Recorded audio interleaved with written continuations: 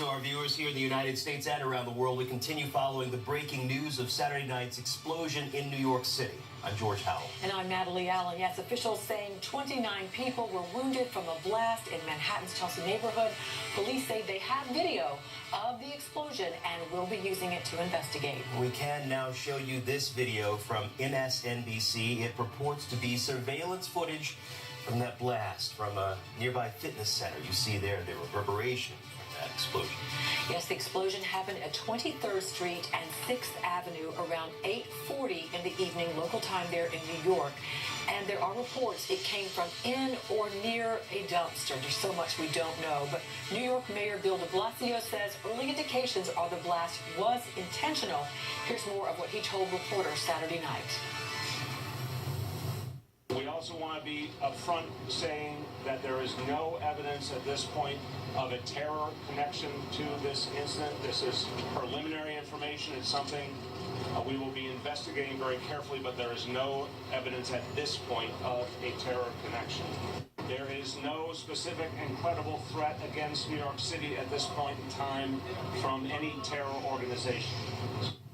At this point, we still don't know exactly what caused that explosion in New York, but CNN has learned from multiple law enforcement sources a suspicious device was found at a second site, this in Chelsea. And that caused another flurry of activity that's still going on. You're seeing a picture of that device right there. It appears to be a pressure cooker rigged with wiring and duct tape. And it was found a few blocks away on West 27th Street.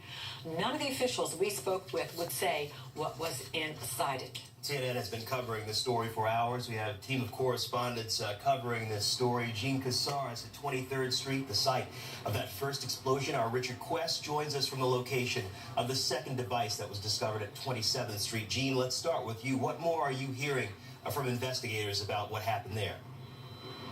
Well, this is a very active crime scene. I'm right here on 23rd Street. If you look behind my right shoulder about 1 block away, that is exactly where the crime scene processing is going on right now. It was the dumpster, in the dumpster, outside the dumpster. They don't really are specific right now except to say that it was an explosion.